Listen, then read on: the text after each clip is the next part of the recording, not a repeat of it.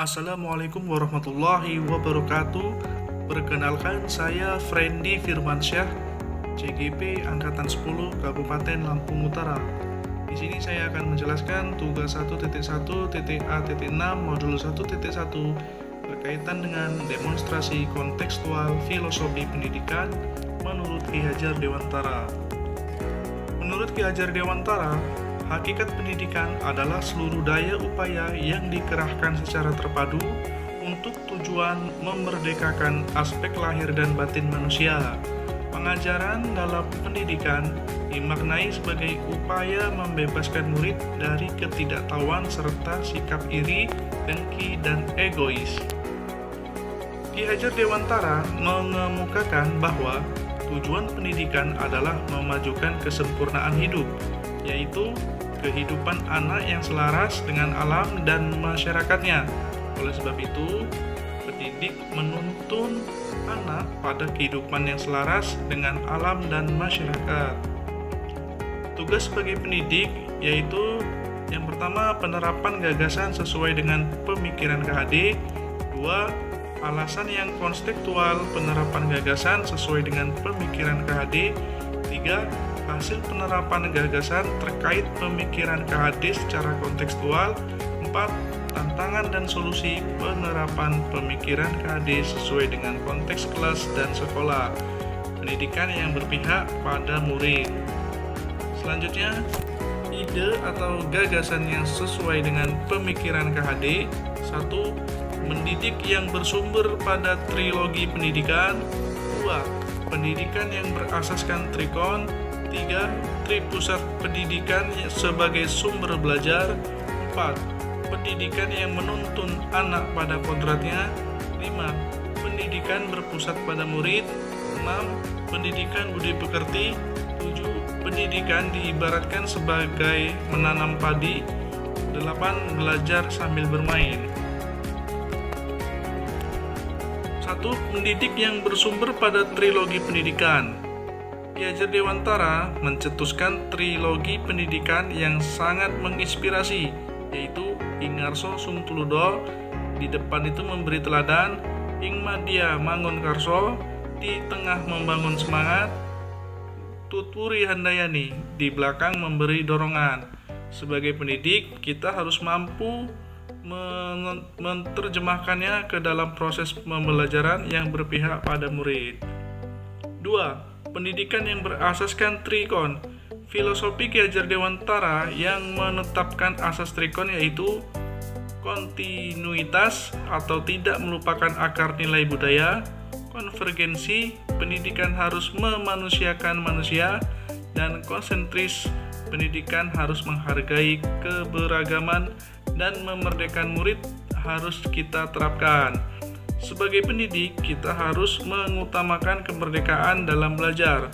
Murid merdeka dalam melakukan pembelajaran sesuai dengan kodrat yang dimiliki. Tripusat pendidikan sebagai sumber belajar.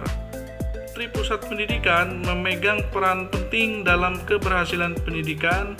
Ketiganya secara tidak langsung telah mengadakan pembinaan yang erat dalam praktek pendidikan. Kaitan ketiganya dapat dilihat dari 1. Orang tua melaksanakan kewajibannya mendidik anak di dalam keluarga. 2. Karena keterbatasan orang tua dalam mendidik anak di rumah, dan akhirnya proses pendidikan diserahkan di sekolah. 3. Masyarakat akan menjadi fasilitator bagi peserta didik untuk mengaktualisasikan keterampilannya. 4. Pendidikan yang menuntun anak pada kodratnya. Pendidikan bertujuan untuk menuntun segala kodrat yang ada pada anak-anak agar mereka dapat mencapai keselamatan dan kebahagiaan yang setinggi-tingginya. KHD menjelaskan bahwa dasar pendidikan anak berhubungan dengan kodrat alam dan kodrat zaman. Kodrat alam berkaitan dengan sifat dan bentuk lingkungan di mana anak berada, sedangkan kodrat zaman berkaitan dengan isi dan irama.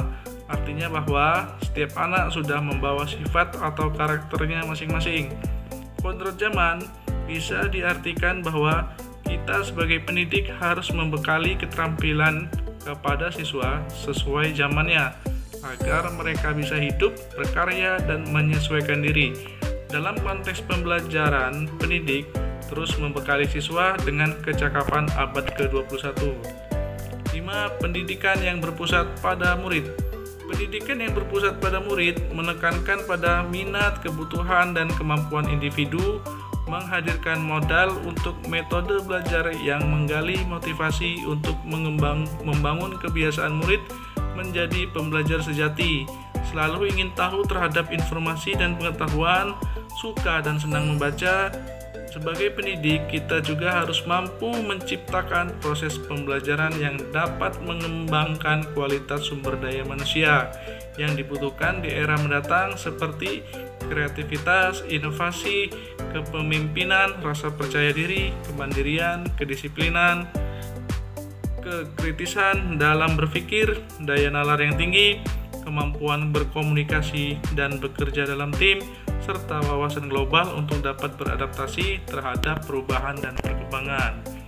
6. Pendidikan budi pekerti. Menurut KHD, budi pekerti atau watak atau karakter merupakan perpaduan antara gerak pikiran, perasaan, dan kehendak atau kemauan sehingga menimbulkan tenaga. Budi pekerti juga dapat diartikan sebagai perpaduan antara cipta, karsa, sehingga menciptakan karya. Budi pekerti menjadi bagian tak terpisahkan dari pendidikan dan pengajaran yang kita lakukan sebagai pendidik. Sebagai pendidik harus senantiasa memberikan teladan yang baik bagi siswa-siswanya. Dalam mengembangkan budi pekerti, kita juga bisa melakukan kegiatan-kegiatan pembiasaan di sekolah untuk menanamkan nilai-nilai budi pekerti atau akhlak mulia kepada anak. 7. Mendidik diibaratkan menanam padi atau tanaman. Peran pendidik diibaratkan seseorang petani atau tukang kebun yang tugasnya adalah merawat sesuai kebutuhan dari tanaman-tanamannya itu agar tumbuh dan berbuah dengan baik. Tentu saja beda jenis tanaman, beda pula perlakuannya. Artinya bahwa kita seorang pendidik harus bisa melayani segala bentuk kebutuhan metode belajar murid yang berbeda-beda pada anak. Kita juga harus bisa memberikan kebebasan kepada murid untuk mengembangkan ide, berpikir kreatif, mengembangkan bakat atau minat, memerdeka belajar. Tapi kebebasan itu bukan berarti kebebasan mutlak. Perlu tuntunan dan arahan dari guru supaya murid tidak kehilangan arah dan membahayakan dirinya. 8. Belajar sambil bermain. Dalam pembelajaran di kelas, kita harus memperhatikan kodrat anak yang masih suka bermain. Ketika murid-murid sedang bermain, pasti yang mereka rasakan adalah kegembiraan, dan itu membuat suatu kesan yang membekas di hati dan pikirannya.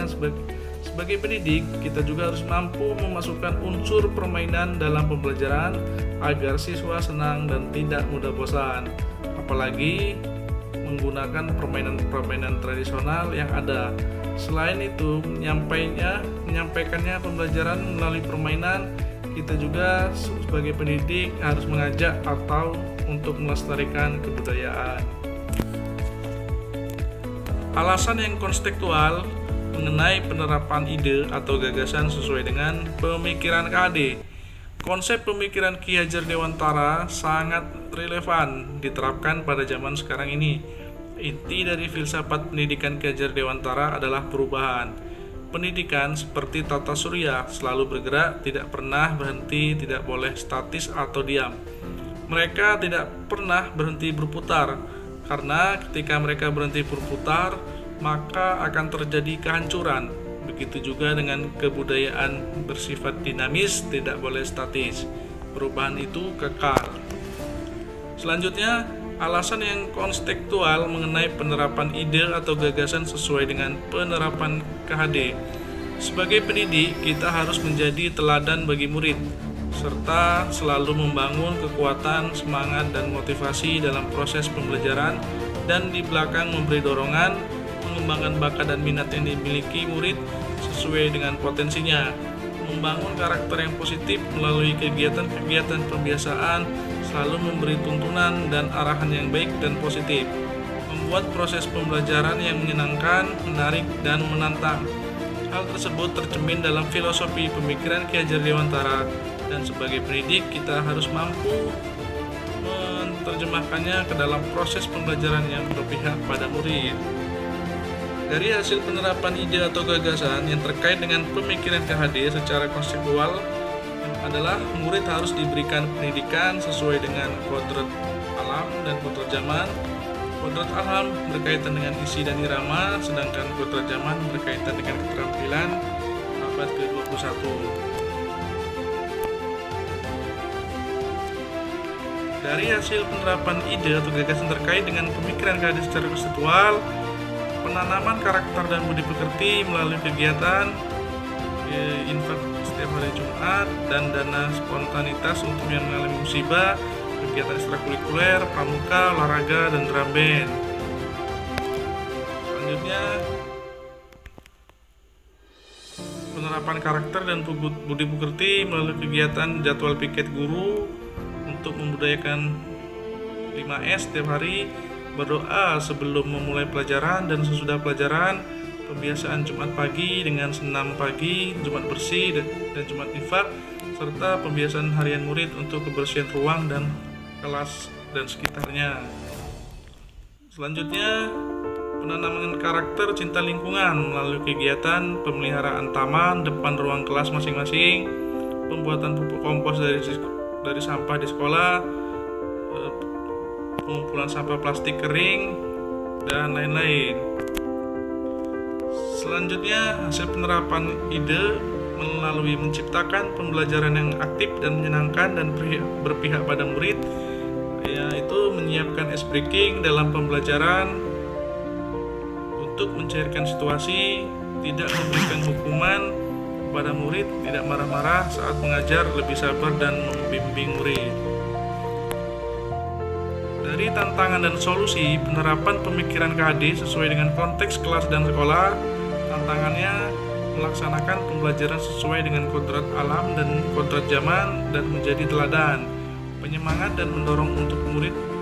Solusinya menguasai keterampilan abad 21, memilih metode belajar yang menyenangkan dalam pembelajaran dan memahami karakter murid, serta bermain sambil belajar karena bermain merupakan kodrat anak. Tantangan dan solusi penerapan pemikiran KHD sesuai dengan konteks kelas dan sekolah. Tantangannya melaksanakan kegiatan kebiasaan yang benar-benar dilaksanakan, berdampak dan bermakna pada murid. Solusinya membutuhkan konsistensi dan komitmen seluruh warga sekolah dalam melaksanakan kegiatan kebiasaan. Dan tantangan yang lain, kurangnya keterlibatan orang tua murid untuk mensukseskan program sekolah. Solusinya yaitu dengan musyawarah dengan komite sekolah dan orang tua wali murid dalam rangka mendukung program sekolah, dan keterlibatan secara aktif orang tua murid dapat menjadi narasumber dalam proses pembelajaran. Terima kasih, sekian dan wassalamualaikum warahmatullahi wabarakatuh.